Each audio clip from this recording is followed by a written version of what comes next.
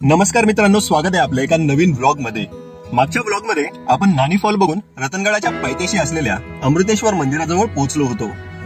या मंदिराचं नाव अमृतेश्वरच का ठेवलं गेलंय हे या व्हिडिओ मध्ये सांगणार आहे। यामागे भगवान विष्णूंचा खूप मोठा इतिहास देखील आहे, त्यामुळे या मंदिराच्या कलाकृतीत भगवान विष्णूंच्या खूप साऱ्या मूर्त्या बघायला मिळतात। तसेच मंदिराशेजारी प्रवरा नदीचं पाणी दिसून येतं। या व्हिडिओमध्ये मंदिर बांधण्यामागील इतिहास आणि माझ्या निदर्शनास आलेल्या मंदिराच्या अद्भुत कलाकृतीतील बारकाव्यांचा अभ्यास तुमच्या समोर मांडण्याचा प्रयत्न करणार आहे। चला तर बघूया मंदिर आणि त्याचा इतिहास। सर्वप्रथम बघूया मंदिराला अमृतेश्वर नाव का दिलं गेलंय। यामागे समुद्र मंथनाचा इतिहास आहे। समुद्र मंथनानंतर जे अमृत निघाले त्याच्या वाटपासाठी अहमदनगर जिल्ह्यातील नेवासा येथे काही देव बसले, तर काही देव देवळाली येथे आळी करून बसले। त्यामुळे गाव देवांची आळी म्हणजे देवळाली असे पडले। या ठिकाणी राहू राक्षसांनी वेश पालटून देवाच्या पंक्तीत बसून अमृताचे प्राशन केले। हे चंद्रदेवाच्या ध्यानात आल्यावर त्यांनी भगवान विष्णूंना सांगितलं। विष्णूंनी लगेच सुदर्शन चक्राने राहूचं शिर उडवलं। ते शिर जिथे उडून पडलं ते आजचं राहुरी गाव। राहुरी गावाच्या नावात राहू राक्षसाचं नाव येतं, राहू री। तसेच राहुरीमध्ये राहूचं मंदिर देखील आहे। राहूने अमृत प्राशन केल्यामुळे त्याचं धड जिवंतच होतं व ते इकडून रतनगडाकडे पळू लागलं। भगवान विष्णू देखील त्याच्या मागे गेले व शेवट रतनगडाजवळ राहूला पाडलं, त्याच्या पोटात पायाने दाबलं। त्याच्या गुदद्वारातून जो प्रवाह निघाला त्याला मुळा नदी म्हणतात। तरीही राहूचं धड जिवंत होतं। शेवटी रतनवाडी परिसरात भगवान विष्णूंनी पायाच्या अंगठ्याने राहू राक्षसाचं हृदय फाडलं।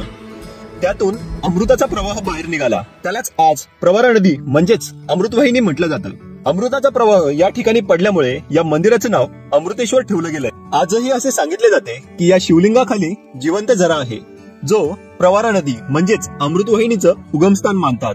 हे अमृतेश्वर मंदिर शिलाहार वंशातील झांज राजाने बांधले आहे। या राजाने गोदावरी ते भीमा नदी दरम्यान प्रमुख 12 नद्यांच्या उगमस्थानी एकेका शिवालयाची निर्मिती केली। त्यातील प्रवराच्या उगमस्थळी नागर शैलीचा प्रभाव असलेलं हे अमृतेश्वर मंदिर। यातील शिवलिंग जवळपास 4 महिने पाण्यात असते। हे मंदिर इंटरलॉक टेक्नॉलॉजीने बनवलंय। यात कुठेही चुन्याचा वापर केला नाहीये। इंटरलॉक म्हणजे दगडात खाच करून त्यात दुसरा दगड अडकवणे, ज्याचं उदाहरण आपल्याला मंदिर परिसरात असणाऱ्या विष्णू तीर्थाच्या देवळीच्या कळसावर बघायला मिळते। समुद्र मंथनाच्या येथील पौराणिक इतिहासामुळे या मंदिराच्या छतावर समुद्र मंथनाची कलाकृती कोरलेली आढळते। तसेच बाजूला छतावर विरगळ लावलेल्या दिसतात। या मंदिरात भगवान विष्णूंच्या सर्वाधिक कलाकृती बघायला मिळतात। कदाचित त्या समुद्र मंथनाच्या येथील इतिहासामुळेच असाव्यात। मंदिराला वेगळेपणा देतो तो प्रवेशद्वारातील नंदीसमोर असलेला हा स्तंभ, पण पूर्वी हा स्तंभ इथे नव्हता। मंदिराच्या छताच्या भागातील दगडाला तडे गेल्यामुळे मंदिरास नुकसान होऊ नये म्हणून विरगळ एकावर एक ठेवून त्या तडे गेलेल्या कोरीव कामाला सपोर्ट देण्यात आला आहे। मंदिराच्या सर्व स्तंभांवर अनेक पौराणिक घटनांचे कोरीव काम आढळते। ते बघितल्यावर ते प्रसंग डोळ्यासमोर आल्याशिवाय राहत नाही। प्रत्येक स्तंभाच्या वर 4 बाजूला 4 यक्ष किन्नरांच्या मूर्त्या आहेत आणि घुमटाच्या आतल्या 4ही कोपऱ्यात कीर्तिमुख दिसते। याच्या वरच्या भागात अष्टकोनी दगडांची डिझाईन केलेली आहे। त्यावर ठराविक अंतर सोडून नर्तक व वादकांच्या तिरप्या प्रतिमा कोरलेल्या आहेत।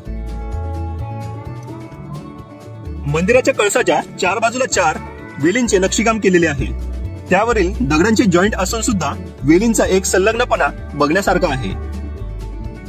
वेलीच्या वर आणि खाली कीर्तिमुख दिसते। कीर्तिमुखाला महादेवानी मंदिरात भक्तांचे पाप खाण्यासाठी स्थान दिलंय। तसेच कळसावर कोरलेल्या वेलीचा थोडा भाग तुटलेला दिसतो। त्यावरून असे जाणवतं की ही डिझाईन नंतर चिटकवली आहे का, पण ते दगडातच कोरलेली आहे। तसेच वेलीच्या दोन्ही बाजूला कळसाच्या आकाराचे डिझाईन आहेत। त्याच्या वरच्या बाजूला गिअर सारखं कोरलेलं दिसतं। तसेच कळसाच्या वर देखील गिअर सारखा आकार आहे व त्याला गोलाकार दगड कोरलेला आहे। हे पाहून असे वाटतं की हे लेथ मशीनचा वापर करून बनवलं गेलंय का। तसेच छोट्या कळसाच्या मध्ये देखील छोट्या मूर्त्या आहेत। त्या नेमकं कोणाच्या आहेत हे कळून आलं नाही। मंदिराबाहेर विष्णू तीर्थ आहे। या पुष्करणीमध्ये खूप नितळ निळेक्षार पाणी बघायला मिळते। त्यात 12 देवळ्या आहेत। त्यातील एका देवळीत गणेशाची मूर्ती आहे व इतर देवळ्यांमध्ये भगवान विष्णूंच्या गदाधारी, चक्रधारी, शेषधारी मूर्ती आहेत। यामुळे या पुष्करणीचं नाव विष्णू तीर्थ असावं। अमृतेश्वर मंदिर बघून आम्ही पुढे निघालो साम्रत गावाकडे, कारण आम्ही रतनगडावर साम्रत गावातून जाणार होतो।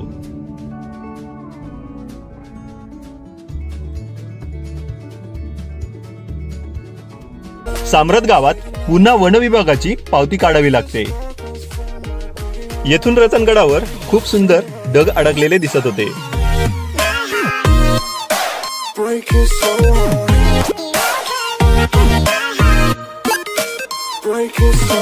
गाडी पार्किंग मध्ये लावून आम्ही पुढे निघालो सांदन व्हॅलीकडे। अलंग आहे त्याच्या बाजूला। कोणता तो? हा दिसतोय तो, हा मोठा एकदम मोठा आहे तो अलंग आहे। त्याच्या बाजूला आहे ना ते एक होल दिसतो, लाईट दिसते, तो मदन आहे। आणि त्याच्या शेजारी टोपी सारखं दिसतंय ना आकार, तो कुरमकिल्ली। आता आपण इथे आलेलो आहे आता सांदनदरीच्या प्रवेशद्वारावर। एक कळसुबाई हरिश्चंद्र अभयारण्य सांदनदरी प्रवेशद्वार पाहतच असाल तुम्ही। आता या परिसराची मी तुम्हाला ओळख करून देतो। हे अहमदनगर जिल्ह्यातील अकोले तालुक्यातील साम्राज्य एक छोटंसं गाव, 700-800 लोक वस्तीचं। आणि ह्या गावाच्या सीमेरेषेत असलेली ही सांदनदरी ही आता आपण ती पाहायला जाणार आहे। तर चला मग आपल्याला ह्या ओढ्यातून जायचंय का? हो, आता आपल्याला ओढ्यातून जावं लागणार आहे। हा ओढा म्हणजे आपल्या रतनगडावरूनच येतो ना? गडावरून म्हणजे रतनगडाच्या बाजूला गवळा डोंगर आहे, त्या तिथून ते डोंगराच्या परिसरात जेवढं म्हणजे गवळा डोंगरावरून इकडे एकरमध्ये जे पाणी पडते त्या ओढ्यातून असे सांदनदरीतून निघून जाते।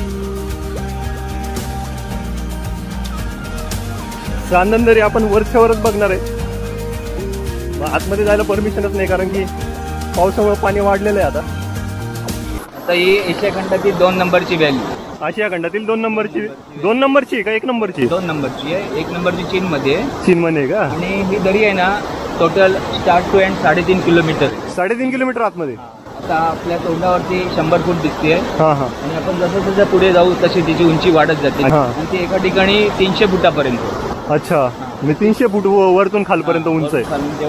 सरळ दगड आहे तो 300 फुटापर्यंत। अच्छा, आणि दरी पूर्ण ट्रॅक करायची असेल तर दरीच्या आताच 70 फुटाचा, 20 फुटाचा आणि 30 फुटाचा असे 3 कडे लागतात। पूर्ण वेळ ट्रॅक करायची असेल ना मग रॅपलिंग करूनच तो पूर्ण करावं लागतं। रॅपलिंग करून करावं लागतं। आणि त्याचे रॅपलिंगचे वगैरे चार्जेस कसे असतात? तिथे पर हेड 1000 रुपये आम्ही घेतो। म्हणजे आम्हाला 2 वेळ जेवण, नाश्ता वगैरे म्हणजे सगळी सोय तुम्ही करणार? सगळी सोय, रॅपलिंग करायला 2 फोटो असतील तुमच्यासोबत, त्यांचे चार्ज वगैरे सगळं 1000 रुपये पर हेड।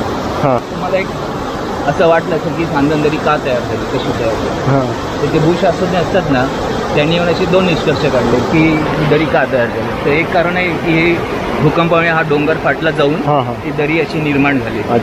आणि दुसरं कारण आहे, आपण थोड्यांकडे तिकडे जाऊ तेव्हा तुम्हाला सांगतो म्हणजे दुसरं कारण काय। आणि एक आहे की आता तुम्हाला अजून एक प्रश्न पडला असेल की या दरीचं नाव सांदन का पडलं? त्याला सांदन का पडलं की आता तुम्ही बहिणाबाई चौधरींचं कविता ऐकली असते, त्याच्यात मडकं फुटलं त्याला कोण सांधलं, सांधण्याचा अर्थ करतो जोडणं। तर आता आपल्या सह्याद्री पर्वत रांगांमुळे महाराष्ट्र हे 2 विभागात विभागलं गेले, एक पठार आणि कोकण। तर ही दरी पठारावरून सुरू होते आणि तिचा शेवट कोकणात होतो। पठार आणि कोकण तिने जोडलं गेले, तिला सांदनदरी। अच्छा, चला आता आपण दुसरं कारण आहे इथे इथं ना। तर हे सांदनदरी होण्याचं दुसरं कारण हे आहे की आता तुम्ही इथे पाहताय हे आहे बघा, कप्प्याकप्प्यांचे दगड आहे। हे बघा ते अशा प्रकारे, तर असे वर्षानुवर्ष हे असे ऊन पावसाने ते दगड असे निघून ते वाहत असे म्हणजे ती दरी झाली, पायऱ्या तयार झाल्या। पायऱ्या तयार झाल्या। ते काही वर्ष अगोदर इथपर्यंत हे गळ होती। मग ती वाढत चालली, तर ती आता वाढत चालली। तर अशाच प्रकारे दगडांचा थर या सांदनदरीत पण असेल आणि ते अशाच प्रकारे ऊन पाऊस सांदन व्हॅलीत पण असेच बघायला मिळतात का? थर असू शकतो, असं दुसरं कारण आहे असं शकेल वर्षानुवर्ष असं ते हजारो वर्ष म्हणजे असंच बनलं असावं। हे सगळे दगड पण तसेच कापत चाललेत असे पायऱ्यांसारख्या आकारांमध्ये, म्हणजे निसर्गाचा वेगळाच चमत्कार म्हणावा लागेल याला। सांदन व्हॅली वरच्यावर बघून आम्ही पुढे निघालो रतनगडाकडे। रतनगडाकडे जाण्यासाठी बाजूनी पाऊलवाट आहे।